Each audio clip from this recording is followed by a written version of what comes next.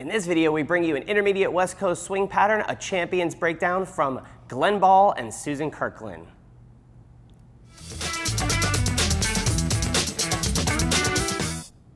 What's up, gang? It's Brian B. and the Vanna White of West Coast Swing. Miss Megan. What's up? We're gonna do a champion's breakdown. This is an intermediate / advanced pattern done by Glen Ball and Susan Kirklin. I've known both of them a good long time. Glen since he's about 14 and Susan since she's about 18.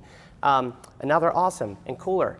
Anyways, here is the pattern. 1, 2, 3, and 4, 5, 6, 7, 8, 9, and 10. And so we're gonna focus on the first part of this, the fold to the little leg sweep, and we're gonna leave the end of it. They do it a little bit different. There's gonna be a bunch of different options that you could do at the end. When in doubt, walk it out. But let's talk about how we get there.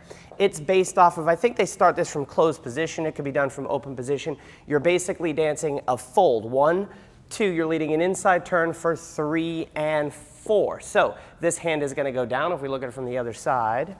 1, 2, 3, and 4. And as the leader, I'm going to step in the slot behind Miss Megan, and I have to be close. So on a regular fold, I could afford to step away and then sweep into the anchor and be this distance. But for this particular move, I have to monitor my spacing to my partner to make sure I'm much closer.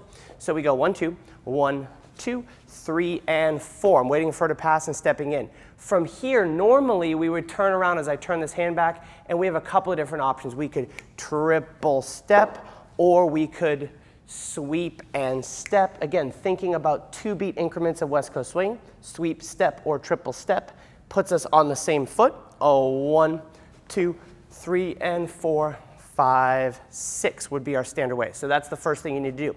Now, after the fold, we need to over-rotate our partner and catch her foot before she puts it down.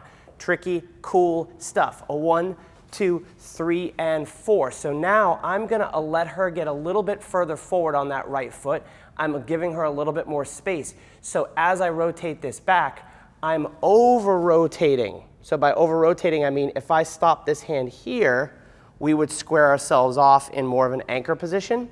But if I over-rotate and bring it through, I'm catching her. If you've heard Miss Megan and I in our connection videos talk about a rotational connection, we've rotated and swung into this connection. If we look at it from the other side, because this is the next key you have to have. 1, 2, 3, and 4. Over-rotate, so I'm almost facing out this direction. Now, 2 things are happening here. Number 1, we're connected.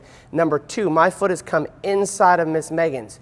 So we can now, baby steps, we're gonna lead that foot with my foot up and over.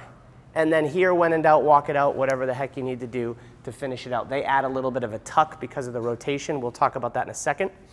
But again, from this side, we have 1, 2, 3, and 4. I've given her a little bit of extra space, right? A little bit of extra space this way with the connection so I can swing this back, be on the inside of the foot, swing underneath. What happens with the feet doesn't matter. When in doubt, walk it out. Triple for me, for her. Now, what you saw happen in the video specifically, and they really played with the timing in a way that's probably not practical, so we won't even cover it. If we get the cool part, like no one really cares about the way they anchored in it. They care about the cool sweep.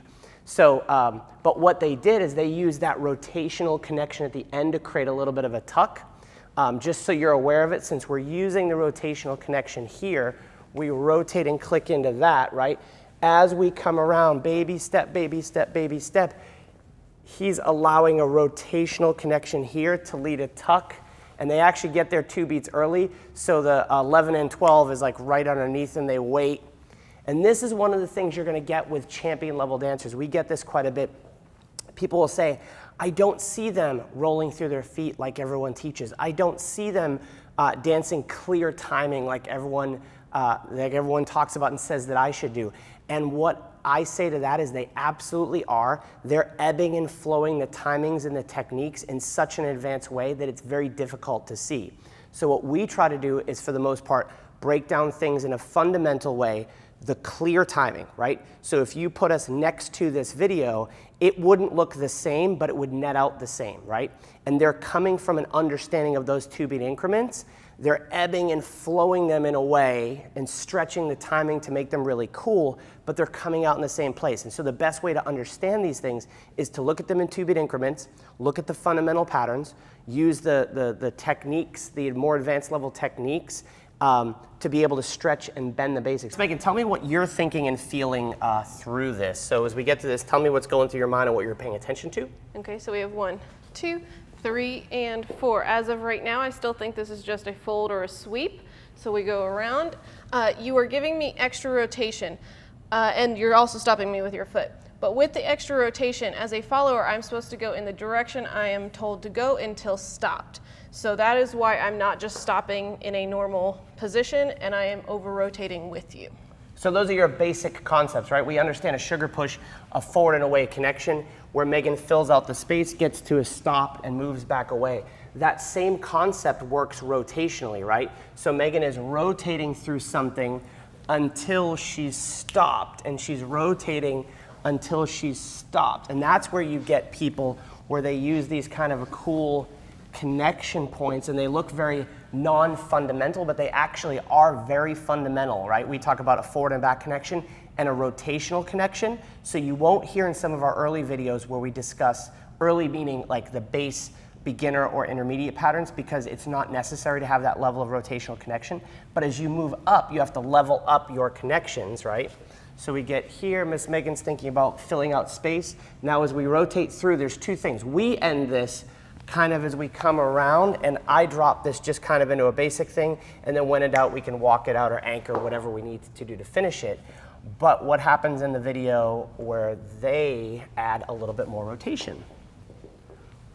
They do this, and they bring this hand rotationally in to a tuck, right? So it causes Megan to tuck. Whatever happens with the footwork, what they do, they kind of bastardize the stuff in a way that's very difficult to understand. But that allows us back out. So there you go. There is I called it intermediate. It's really kind of a very advanced move. We're using a fold, which is a very basic intermediate pattern, but we're adding on the extra rotational connection to be able to create this really cool sweep. So I hope you guys like it. Make sure to visit the website, westcoastswingonline.com, enter your email address on the first page. Do it if you haven't done it.